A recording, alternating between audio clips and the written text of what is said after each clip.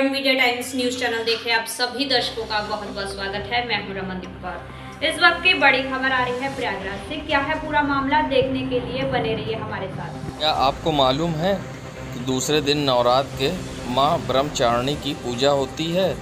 और जानिए माँ ब्रह्मचारिणी की पूजा में क्या भोग लगाते हैं और कैसे होती है पूजा। ओम गणपति नमः। आप सभी को नवरात्रि के दूसरे दिन की हार्दिक शुभकामनाएं। जो दूसरा दिन होता है वो माता ब्रह्मचारिणी का होता है। माता ब्रह्मचारिणी का जो स्वरूप है उस स्वरूप में उनके दाहिने हाथ में तप की माला होती है और बाएं हाथ में कमंडल होता है। माता रानी को पिस्ता की मिठाई बहुत पसंद है और उन्हें भोग में पिस्ता की मिठाई चढ़ाई जाती है। इसके अलावा गुलहड़ का फूल और कमल का फूल भी उन्हें चढ़ाया जाता है। अगर हम ब्रह्मचारिणी माँ की बात करते हैं तो ब्रह्मचारिणी माँ पार्वती माता ने जब शिव जी को प्राप्त करने के लिए घोर तपस्या की थी, उस स्वरूप का नाम ब्रह्मचारिणी नाम रखा गया।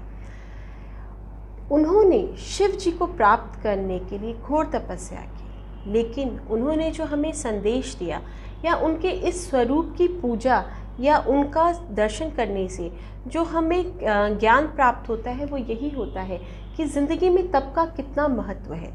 तप और ब्रह्मचर्य का पालन करते हुए ही ज़िंदगी में हम अपने लक्ष्य को प्राप्त कर सकते हैं। माता रानी ने भी जब एक मानव रूप लिया था तब उन्होंने तप और तपस्या करके शिव जी को प्राप्त यानी परम ब्रह्म को प्राप्त किया था। तो हम जैसे तुच्छ इंसानों को अगर ब्रह्म का ज्ञान प्राप्त करना है या उनके छोटे से दर्शन भी करने हैं तो हमें कितने तप करना पड़ेगा। हम उतना तप तो नहीं कर पाते, लेकिन कम से कम वीक में एक दिन या 15 दिन में या महीने में एक दिन ब्रह्मचर्य का पालन करना चाहिए, मेडिटेशन करना चाहिए। इसके थ्रू हम ब्रह्म के एक छोटे से कण का दर्शन कर सकते हैं और ये हमारी लाइफ में बहुत इम्पोर्टेंट है। संगम नगरी प्रयागराज में आज कांग्रेस नेता इरशाद उल्लाह ने असदुद्दीन ओवैसी पर लखीमपुर मामले को लेकर बड़ा निशाना साधा है। साथ ही उन्होंने असदुद्दीन ओवैसी को बीजेपी की बी टीम बताते हुए छोटा रिचार्ज भी बताया है। आइए सुनाते हैं क्या कुछ कहा इरशाद उल्लाह ने। हिंदुस्तान का सबसे बड़ा मामला जहां पे जो है किसानों के साथ जितना बड़ा जुल्म हुआ, किसानों के साथ जो है गाड़ी चढ़ाकर उनकी हत्या कर दी गई, और वहीं पे बीजेपी की बी टीम असदुद्दीन ओवैसी कहीं नज़र नहीं आए, कोई बयान नहीं दिया उन्होंने। आज ये साबित हो जाता है कि उत्तर प्रदेश के अंदर बीजेपी के अगर कोई खिलाफ कोई बात होगी तो असदुद्दीन ओवैसी उस मामले पे नहीं बोलेंगे। आज जो है प्रियंका गांधी, राहुल गांधी और कांग्रेस के बड़े नेता ने जाकर वहाँ पे सीतापुर और लखीमपुर खीरी में जाकर ये बता दिया कि ये कांग्रेस का सिपाही किसी चीज़ से डरने वाला नहीं है। लेकिन असदुद्दीन ओवैसी के एक ट्वीट और एक कोई भी मामला सामने उत्तर प्रदेश को लेकर नहीं आया। ये शर्मनाक है और ये उत्तर प्रदेश में राजनीति करने आते हैं, सिर्फ और सिर्फ जो है ध्रुवीकरण के लिए आ रहे हैं कि मुसलमान एक तरफ, हिंदू एक तरफ, बीजेपी जीत जाए। इनका मकसद यही है और ये बीजेपी और आरएसएस का छोटा रिचार्ज है, इससे सावधान रहिए। संगम नगरी प्रयागराज में जहां कांग्रेस के नेताओं ने प्रियंका गांधी की गिरफ्तारी को लेकर गिरफ्तारी दी थी, जिसके बाद पुलिस उन्हें पुलिस लाइन ले गई, मगर वहां देखने वाली बात तब हुई जब वहां दो कांग्रेस के नेता आपस में ही भिड़ गए। हाथापाई तक की नौबत आ गई, पुलिस को बीच में बचाव करना पड़ा। मगर ये अब वीडियो सोशल मीडिया पर तेज़ी से वायरल हो रहा है, जिसमें दो कांग्रेस के नेता एक दूसरे पर जुबानी वार करते और हाथापाई करते भी दिखाई दिए हैं, जिसमें कुछ कांग्रेस के वरिष्ठ नेताओं द्वारा हस्तक्षेप करने के बाद मामले को शांत किया गया। आइए दिखाते हैं वायरल वीडियो का कुछ खास अंश।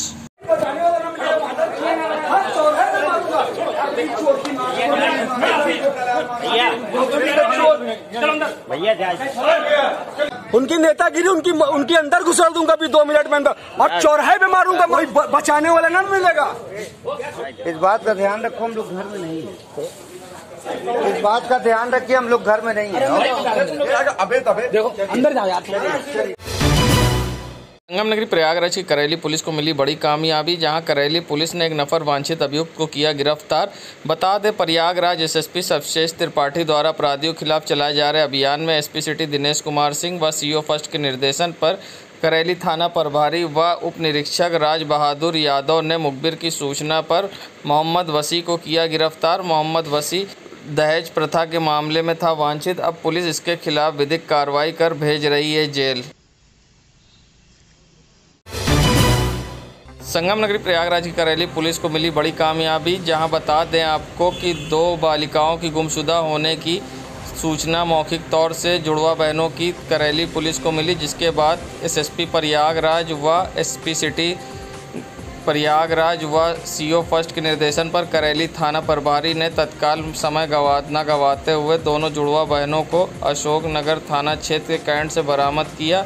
बालिकाओं को बरामद करने के साथ उन्हें किसी प्रकार की कोई अपराध नहीं हुआ है। वे स्कूल से दुर्गा पूजा बिना किसी बताए आ गईं। उपरोक्त बालिकाओं को थाना करेली द्वारा उनके परिजनों को सुपुर्द कर दिया, जिसके बाद परिवारजनों ने करेली पुलिस का आभार प्रकट किया। आइए सुनाते हैं क्या कहना है परिवारजनों का। आज दिनांक 7/3/21 को हमारी 2 बेटियां स्कूल गई थी सुबह 7 बजे और वहां पहुंचना था 8 बजे। बच्चे स्कूल नहीं पहुंचे। स्कूल के प्रिंसिपल का फोन आया कि आपके बच्चे स्कूल नहीं आए। हम परेशान हो गए, एकदम परेशान होकर हम थाना करेली गए। वहां पर हमने रिपोर्ट दर्ज कराई, तहरीर दी वहां पर। तो वहां के जो एम्प्लॉई हैं इतने बढ़िया हैं, उन्होंने इतना प्रयास किया और 2 बजे के अंदर तक हमारी बच्चियों को सकुशल बरामद किया। इसके लिए हम प्रयागराज पुलिस के बहुत बहुत आभारी हैं, इसकी बहुत प्रशंसा करते हैं, जितनी की जाए कम है। नगरी प्रयागराज में जहां स्पीकर के द्वारा फिर से लोगों को जागरूक करने के लिए प्रशासन की मुहिम चालू हो गई है। बढ़ते डेंगू के प्रकोप को देखते हुए प्रशासन अब स्पीकरों के माध्यम से जगह जगह लोगों को जागरूक कर रहा है और साथ ही सफाई के लिए प्रेरित भी कर रहा है। वहीं कोरोना और यातायात नियमों के लिए भी अब प्रशासन की ओर से लोगों को प्रेरित किया जा रहा है और जागरूक किया जा रहा है। आइए सुनाते हैं किस तरह से लोगों को जागरूक किया जा रहा है।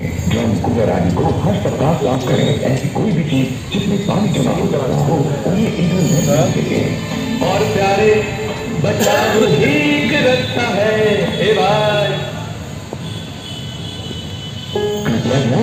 आप सभी चालकों से अनुरोध है उस चौराहे पर या उसके अप्रोच रोड के आसपास विपरीत दिशा में।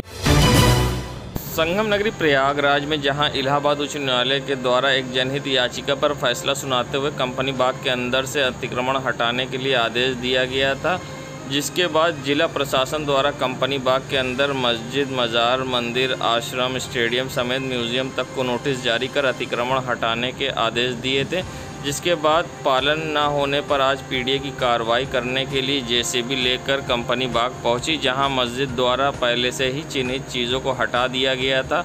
मगर चर्चा ये थी कि मस्जिद को भी हटाया जाएगा। मस्जिद हटाने की चर्चा की खबर पर बीती रात मुस्लिम समुदाय के लोग कंपनी बाग पहुंच गए थे, जिसके बाद प्रशासन ने किसी तरह से कार्रवाई न होने की बात कहकर समझा बुझाकर वापस कर दिया।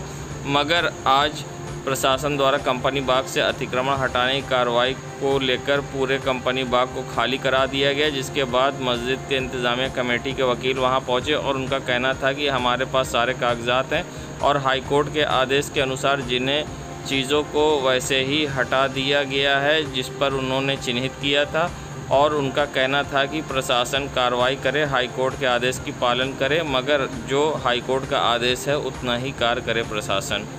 कंपनी बाग की मस्जिद का या मजार शरीफ का मामला है। ये 1857 के पहले के तकरीबन पहले की मस्जिद है ये, और यहाँ शुरू से ही नमाज होती आई है, पढ़ते हैं लोग, और तरावी जो रमज़ान शरीफ में होती है हमेशा से पढ़ते आए हैं। और इसके पेपर जो है ये देखिए आर्टिकल है, ये 1922 का है पेपर। ये पेपर में 1922 का आर्टिकल ये छपा हुआ है, और इनकी पैदाइश जो है यह उनके कितना 18 कितना 45 वगैरह की इनकी पैदाइश है जिन्होंने लिखा हुआ है। और इसके अलावा भी हमारे पास नक्शा हो, यहाँ का नक्शा है, उस नक्शे में भी मज़ार पाक दर्ज है, मस्जिद दर्ज है, वो नक्शा भी हमारे पास मौजूद है। और जो यहाँ पे नोटिस आई है कि भाई इसको हम शहीद करेंगे, धराशायी करेंगे, तो जो चिन्हित किया गया है वो चिन्हित चीज़ों को पहले से हटा लिया गया है। तो अगर उनको कोई दिक्कत है तो और भी चीज़ों जो चिन्हित करना चाहते हैं तो हम उसको हटा लेते हैं, लेकिन जबरन किसी चीज़ को न किया जाए। जो माननीय न्यायालय का आदेश आया है हमको उससे कोई एतराज़ नहीं है, हम उस पर कायम रहें, उन्होंने कहा है जो उस पर कायम रहें। और दूसरी चीज़ प्रशासन से हम बात करना चाहे, कोई प्रशासन यहाँ सीओ साहब भी वगैरह भी थे, कई लोग कोई बातचीत नहीं करना चाहे, तो गेट खुला था, हम लोग अंदर आए हैं। हम यही चाहते हैं कि हमसे बातचीत कर लें और जो चिन्हित इन्होंने किया है उसको हटा लें, हमको उससे कोई एतराज़ नहीं है। और ये हमारे सभी अधिवक्ता हैं और भाई नज़र भाई हैं और आप लोग जी मोहम्मद भाई Siddiqui, advocate, high court Allahabad, तहफ़्फ़ुज़ नामुस रिसालत एक्शन ट्रस्ट का मैं उत्तर प्रदेश प्रेसिडेंट हूँ और ये हमारे उपाध्यक्ष। कार्रवाई हो रही है, ये PIL दाखिल हुई है, उसमें माननीय उच्च न्यायालय के आदेश के अनुक्रम में ये अनुपालन में कार्रवाइयाँ हो रही हैं। इसमें जो पार्क के अंदर जो अतिक्रमण है, इसके संबंध में जो पहले सर्वे हो करके सूचियाँ बनी हुई हैं 99 में 98 में, उसके बाद जो निर्माण हुए हैं, जो अतिक्रमण हुए हैं वो, और जो उसमें चिन्हित किए गए थे हटाने के लिए, उनको हटवाते हुए उसका अनुपालन किया जा रहा है। सर ये अतिक्रमण सर कब का है, कब से ये अतिक्रमण था और अब तक क्यों नहीं ध्यान दिया गया इस पर? ये अतिक्रमण अलग अलग समय पर हुआ है। जैसा कि मैंने अभी बताया है कि माननीय उच्च न्यायालय और उच्चतम न्यायालय के आदेश के उस अनुपालन में सर्वे 98 में सर्वे किया गया था। सर्वे में यहाँ के जितने भी अतिक्रमण हैं, जितने भी निर्माण हैं, उसमें पूरा सूची बना हुआ है कि कौन सा इलीगल है, कौन सा अतिक्रमण के रूप में है, कब बना है, कैसे है, पूरा उसमें उल्लेख है और उसको हटाया जाना है। उसके साथ ही जो उसके बाद हुए हैं वो तो पूरी तरीके से इलीगल हैं और अतिक्रमण हैं, उनको भी हटाया जाना है। और इसमें जो है उद्यान, क्योंकि ये उद्यान जो है राजकीय उद्यान के विभाग के अंडर में है और इसमें कब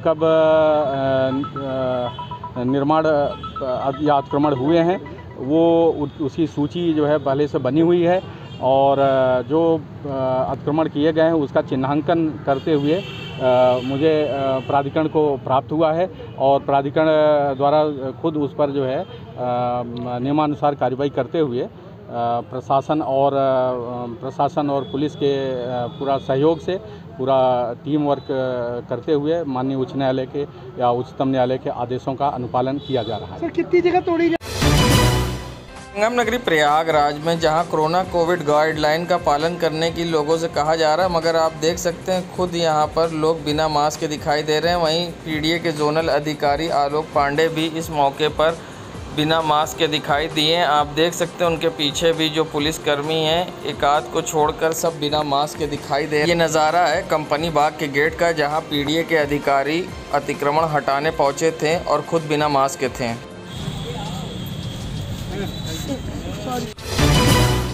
संगम नगरी प्रयागराज ये श्री आलोप शंकरी देवी सिद्धपीठ मंदिर का नज़ारा है, जहां पर आप देख सकते हैं सुरक्षा में लगी पुलिस किस तरह से बिना मास्क के घूम रही है। वहीं यहां पर आने वाले श्रद्धालु भी बिना मास्क के दिखाई दे रहे हैं। जब पुलिस खुद नियम कानून का पालन नहीं कर रही तो वो लोगों से किस तरह से नियम कानून का पालन कराएगी। इसी तरह कोरोना का खतरा फिर सर पर मंडरा रहा है। आप देख सकते हैं यहाँ पर ड्यूटी पे लगी पुलिस किस तरह से बिना मास्क के बैठे दिखाई दे रही है और खड़ी पुलिस भी बिना मास्क के है। यहाँ जितने पुलिस वाले हैं उनके चेहरे पर आपको मास्क नहीं दिखाई देगा। जब नियम कानून का पालन खुद पुलिस नहीं कर रही तो किस तरह से कराएगी। वहीं दुकानों पर बेचने वाले चुंदरी फूल माला भी बिना मास्क के दिखाई दिए और खुलेआम कोविड गाइडलाइन की धज्जियां उड़ाई जा रही हैं।